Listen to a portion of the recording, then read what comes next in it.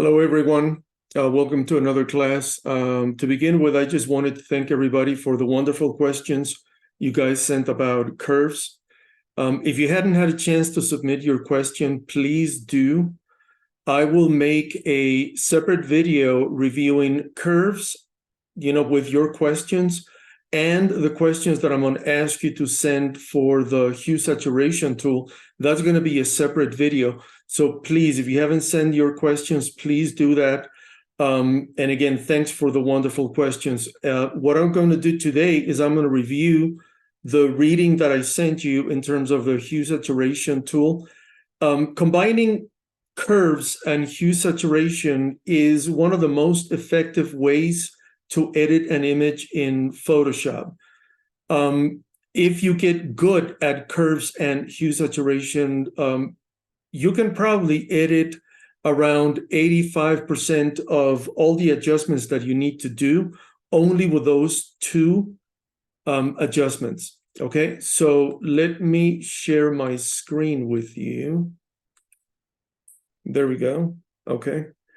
And so what I'm going to do is I'm going to review the hue saturation tool, and I'm going to show you some of the amazing things that you can do with this adjustment tool. And so to begin with, what I'm going to do is I'm going to create a hue saturation adjustment layer. Again, I know that I've said this before, but let me repeat that. Any of these shortcuts are going to create an adjustment layer. They are not going to create an adjustment to the background layer. They're going to create a new adjustment layer, as you can see right now. Let me just drag this here so that you guys can see. This is the adjustment layer that I just created, and that's the one that we are going to be dealing with right now.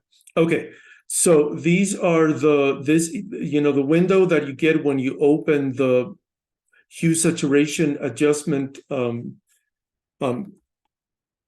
layer is this screen right here. Okay, and the first thing that I want you to notice is that in here, so presets, we're going to talk about presets in a little bit, but for the time being, I want you to notice that here it says master. Okay, what that means is that when you are making an adjustment right now using any of these three sliders that you have, it's going to be a global adjustment to the whole range of colors in your image. So for example, if I desaturate my image, you guys notice that all the colors are getting desaturated, okay? If I saturate the image, the opposite is true. All of the colors are getting saturated, and so that is a global adjustment because we are targeting the master. And, and that's exactly what's happening right now, is that all the colors are changing, okay? Now, you can change that with this menu. This is one of the most important parts of this adjustment, is that you can actually change the color. You can change the target of this adjustment by selecting the colors over here, okay? So even before doing that, let me just go over the sliders that we have. So when you change the hue in the master format, all the hues in your image are going to change accordingly. Again, you can see how the hue is changing not only in one color, but all the colors are changing hue as you are moving this hue in either direction. Okay? So that is also relevant in terms of keeping this in the master format instead of selecting a color. Now the second slider, of course, is saturation, where you can either desaturate or add saturation to. In this case, since we have the master selected, is going to be to all the colors, and the last one is going to be lightness. So lightness is effective if used in small percentages, right? And this is the amount that you're moving. When you are doing specific colors, right, the lightness is very, very useful when used in small increments. If you use it with the master, it just reduces contrast when you make it lighter, and it adds, it just gets rid of all the light when you move it in the darkening direction. So if you need to make your image either lighter or darker, I really do not suggest that you do it here. I suggest that you apply the knowledge that we covered in curves. You have a lot more control when it comes to making an image lighter or brighter in curves than you have in this lighter in hue saturation. But like I said, this is going to be important later when we cover specific colors, okay? So in this case, for example, I'm going to use blue to start with. I'm going to use the color blue, okay? Let's say that the blue in this image is either undersaturated or oversaturated. So what I want to do is I'm going to go down here, to the master menu here, and I am going to select blues, okay? And that's part of the equation, because if you notice, please notice down here, this hue line, this hue bar, when I am in master mode, there is nothing that is happening down here. There's nothing that I can change. But when I select the color, it is showing me exactly where that color is being selected. So I selected blue, and it's telling me the amount of main color that is being selected and the amount of feathering that is happening in that color.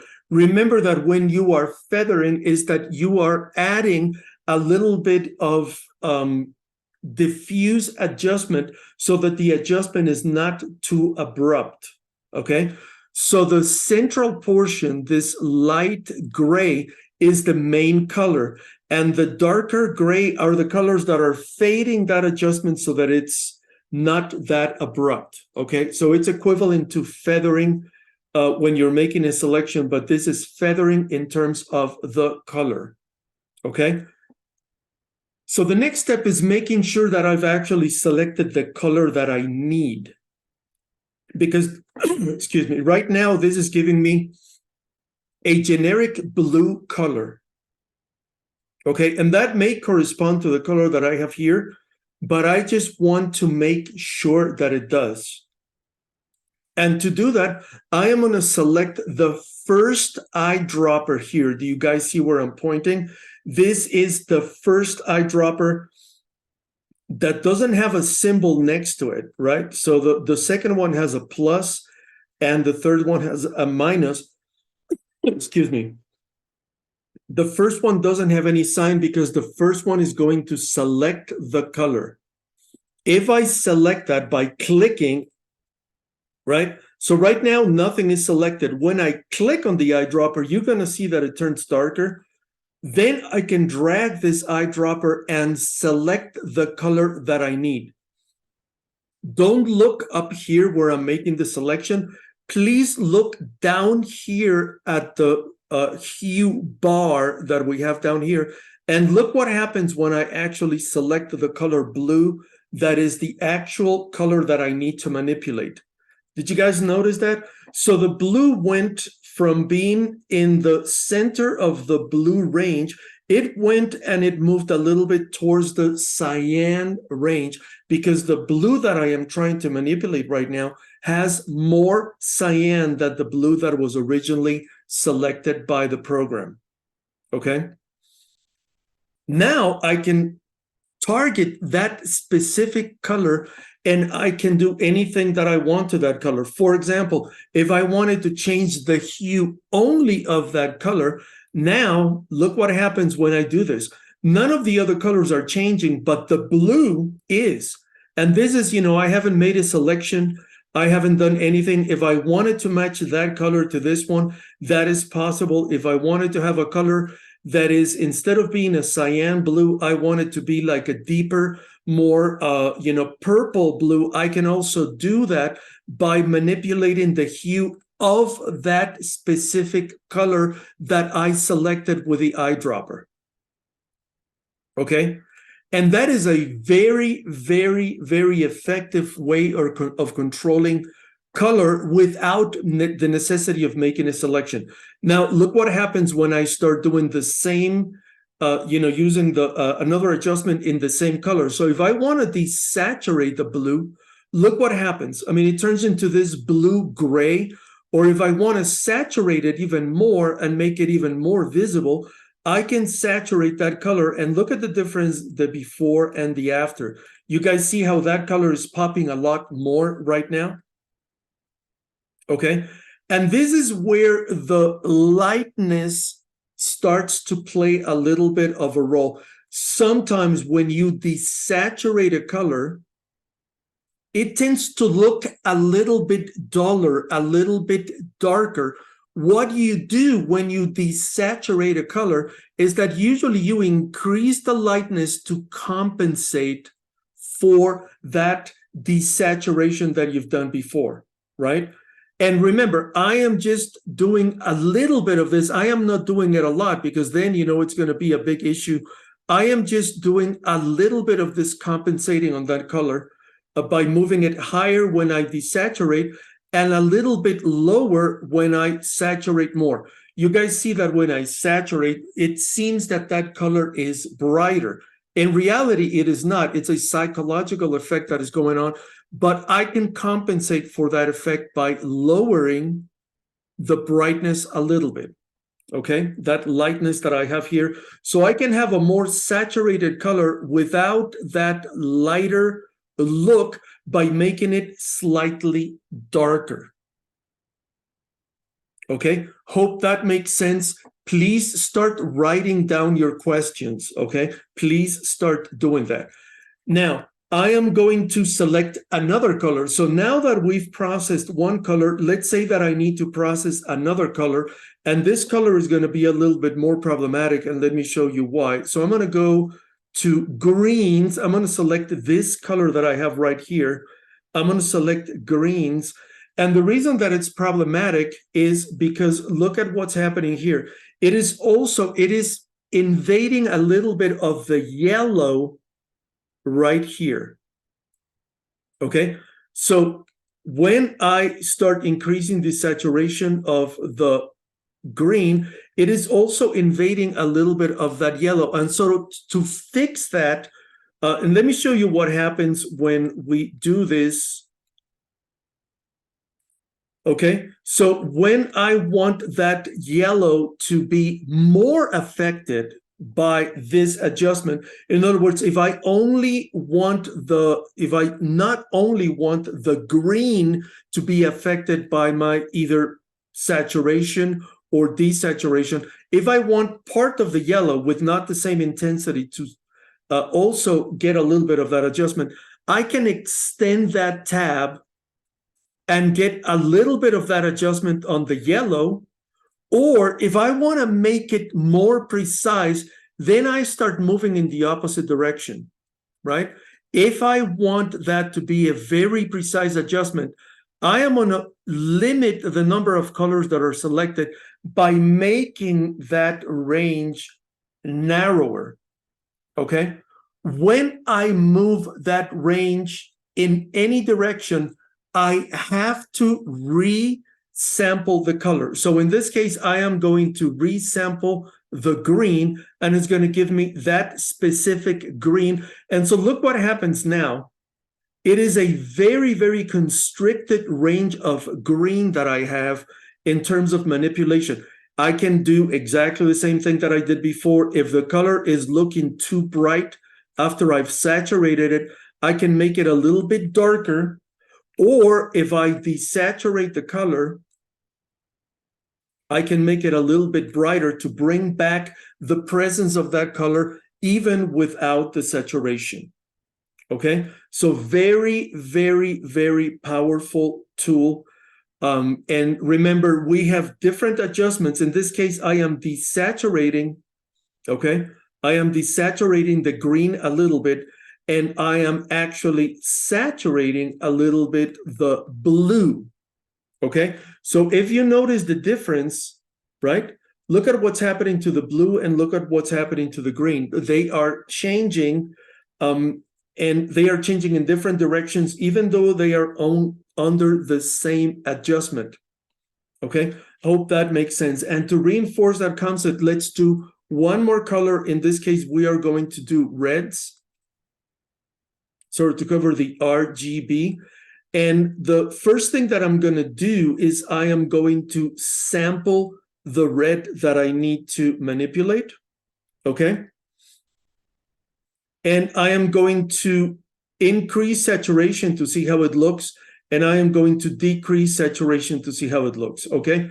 And in this case, you guys can probably notice that when I increase saturation, some of the parts of the insects are also increasing in saturation. So look what's happening when I increase the saturation of the reds. Do you guys notice how the insects are also getting more saturated, specifically in the brown areas of the insects? Okay. If I don't want that to happen, we have to do the same thing that we did with the green. In this case, if I reduce the amount of yellow that my red has, look at what's happening right now. Now, the insects are not changing, but the red is definitely changing. Okay, because I've made this area that was invading in the hue bar, it was overlapping into the yellow. I've reduced that and made it so that only the red is affected by the adjustment. And remember, when your color is saturated, there is a tendency for that color to look brighter. Now we can move the lightness a little bit to the left to combat that, and we still get much more saturation, but not that overly bright saturated color that is so typical in digital photography when not done properly, colors that look over saturated. In this case, even though the colors are very vivid, right? Even though the colors are very vivid, if I handle it properly, the colors don't have to look over saturated. Extremely important. Okay, to have the colors looking natural and not to have them oversaturated. If I don't control the brightness in that saturation of that color, there is a huge tendency to have the color look oversaturated. Do you guys see how that red looks over the top? Okay, but again, when I reduce the lightness, that's exactly what is happening. Okay, now let's talk a little bit about the plus and the minus adjustment eyedroppers. Okay, so let's say that I was, again, with the insects, I'm going to put it the way that it was before, and I am going to show you how the insects are getting saturated at the same time as my red. So what I can do is, in this case, I can choose the eyedropper that has the minus sign in it, and I can target the area of the insect that is getting more saturated, and I can reduce it. And did you guys see what that did? It reduced the central color, and it prevents the insects from getting oversaturated when I am saturating only the red. Okay. And again, I am going to reduce that lightness a little bit. Now, if I wanted to add a color, right? Let's say that there is a shade of red that is not getting the saturation that I need. Now I can use the plus eyedropper to add to that, hue bar that we have here, add to that range. So the plus eyedropper adds to the range in the hue bar, and the negative, the one with the negative sign, the eyedropper with a minus sign, subtracts from the range of colors that you have down here at the hue bar. Okay. This tool is very, very, very powerful. And when you combine this tool with curves, when you combine those two, the amount of things that you can adjust in an image is just amazing what you can do with two adjustments. and the way that you can adjust an image just with those two adjustments. And that's exactly what we're going to do. After we are done with this too, we are going to have a video talking about how curves and the hue saturation tool can combine to create an amazing adjustment. You only need two adjustments to create almost anything in your image. Okay. All right, so let me stop my share right now. All right, so please write down all the questions that you have for hue saturation. What I need you to do for the assignment is I need you to use an image that has vivid colors, and I need you to do what I did with this image. In other words, target one color and change the saturation of that color, then target another color and then change the saturation of that other color. Use the eyedropper, and if you need to, use the plus and minus eyedroppers, or use the bar at the bottom, that hue bar, and make it either narrower or bigger in case of either constricting the amount of colors that are being affected or expanding the number of colors that are being affected. So that is the homework. That is the assignment. I need you to, submit one image with the hue saturation layer and, visible. So please submit a screenshot of the hue saturation visible so that I can see the adjustment that you did. Okay. And what we're going to do after that is and by the way, please also send me your questions via email so that I can start working on the video that I'm going to show for the questions on curves and the hue saturation. Okay. Hope everybody is doing great and hope everybody had a great weekend. And I will be waiting for your assignments, and I will see you in the next video. Take care, everybody. Bye-bye.